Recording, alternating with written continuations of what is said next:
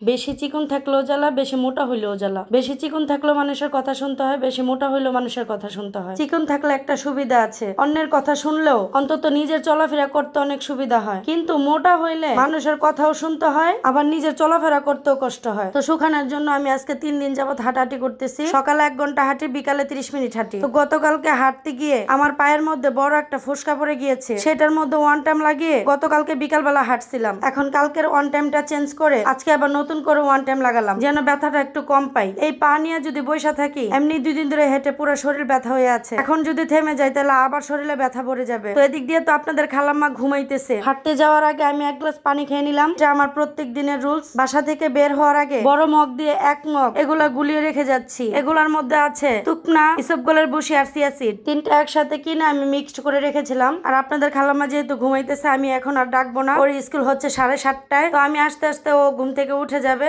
তো এগুলা করে তাড়াতাড়ি করে বের হচ্ছিলাম, কারণ আমার বান্ধবী আমার জন্য অপেক্ষা করছে। আমার বান্ধবী আর আমি একসাথে হাঁটি। ঘর থেকে বের হয়ে দেখে আজকে রোদ উঠে গিয়েছে, একদম 6টা না বাজতেই। 2 বান্ধবী চিন্তা করতেছি 6টা না বাজতে এত পরিমাণে রোদ উঠে গেল, কিভাবে দুইজনে হাঁটবো। আমার বান্ধবীর তুলনায় আমি অনেক স্লো হাঁটি, কারণ ওর থেকে আমার ওজন বেশি, আর ও গত 1 মাস যাবত হাঁটতেছে, আর আমি মাত্র 3 দিন যাবত হাঁটতেছি। তার মধ্যে তো পায়ের মধ্যে ব্যথা পাইলাম। আমার এই পায়ের ব্যথা দেখে আমার বান্ধবী আমাকে বলতেছে, আজকে তোর হাঁটার দরকার নেই, আজকে তুই রেস্ট নে। আমি ব্যথা পেয়েছি, আমার ব্যথা যতটুকু আমার ব্যথা না লাগতেছে, ও আমার ব্যথা দেখে তার থেকে দ্বিগুণ ওর ব্যথা লাগতেছে। এটাই হচ্ছে প্রকৃত বন্ধুত্ব। আমার এই বান্ধবীর সাথে পরিচয় ক্লাস 6 এর থেকে, এখনো পর্যন্ত আমাদের বন্ধুত্ব অটল রয়েছে। আজকে যেই পরিমাণ রোদ ছিল তেমন পরিমাণের বাতাস ছিল। তো এই কৃষ্ণচূড়ার গাছটার মধ্যে কি সুন্দর করে ফল ধরেছে, দেখতে মনে হচ্ছিল বড় রাজর্ষির মতো। এগুলা যদি সত্যি সত্যি রাজর্ষি হইতো তাহলে এখানে আর একটাও থাকতো না। এই বড় বড় গাছগুলা থাকার কারণে এই নদীর পারে অনেক মানুষ হাঁটতে আসে, যখন ক্লান্ত হয়ে যায় তখন এখানে রেস্ট নিতে পারে। আজকে রোদ উঠার কারণে নদীর পারে এই সৌন্দর্যটা এত পরিমাণে ভালো লাগছিল আমার, তাই হাঁটা বাদ দিয়ে আগে ভিডিও করে নিলাম। আর এই যে রাস্তার পাশ দিয়ে কি সুন্দর করে পুঁই শাক, পাট শাক লাগিয়ে রাখছে,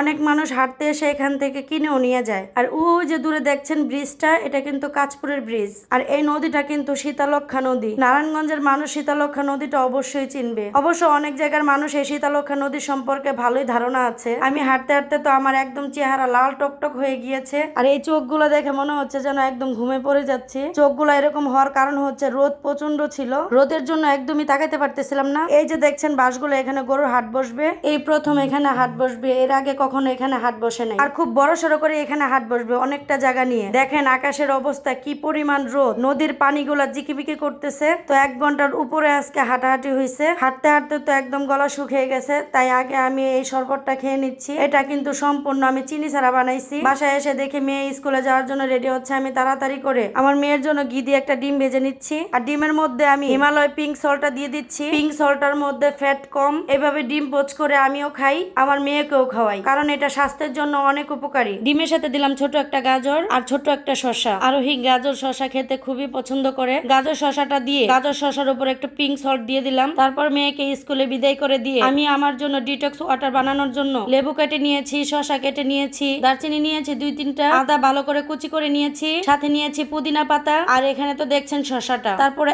1 জগ পানির মধ্যে সবগুলো একসাথে দিয়ে দিব। এই ডিটক্স ওয়াটার সম্পর্কে হয়তো বা অনেকেরই ধারণা নেই, যারা ডায়েট করে তারাই একমাত্র জানে এটা সম্পর্কে। আমি অল্প একটু এটার মধ্যে ইসবগুলের বসি, তুকনা আর সিয়াসিড দিয়ে ভালো করে নেড়েচেড়ে নিচ্ছি। এটা আমি 3-4 ঘন্টার জন্য ঠান্ডা একটা জায়গার মধ্যে রেখে দিব। সারাদিন আমি যে পানিটা খাইতাম এই পানির বদলে আমি এটা খাবো। এই পানিটা খাওয়ার পর আমার সারাদিনের একটা এনার্জি দিবে, আর চেহারা গ্লো করবে, শরীরের ফ্যাট কমাবে, আর খিদা নিবারণের জন্য সাহায্য করবে। এটার আরো গুণাবলী আছে। এটার সম্পর্কে অবশ্য আমার আগে কোনো ধারণা ছিল না। যেহেতু মনকে স্থির করেছি ডায়েট করব আর শরীরের ওজন কমাবো, তাই আমি ডাক্তার জাহাঙ্গীর কবির স্যারকে আমি ফলো করছি। ওনার ডায়েট চার্ট ফলো করে অনেকেই শুকাইছে, তার ইউটিউবে অসংখ্য রিভিউ আছে, তাই ওনাকেই ফলো করলাম। তো এখন প্রায় 8টা বেজে যাচ্ছে। এখন আমি তাড়াতাড়ি করে আধা ঘন্টার মতো ব্যায়াম করব। তো আমি এখানে কাঁথা বিছিয়ে নিয়েছি, কারণ হচ্ছে আমার পায়ে হাঁটুতে ব্যথা লাগে, এই জন্য। ব্যায়াম শেষ করে আমি একটা বড় মগের মধ্যে একটা লেবুর রস চিপে নিচ্ছি, কারণ আমার লেবুর রস দিয়ে গরম পানি খাবো। পানিটা আমি ভালো করে ফুটিয়ে নিচ্ছিলাম, কারণ এই পানিটা আমি চায়ের মতো ফু দিয়ে দিয়ে খাবো।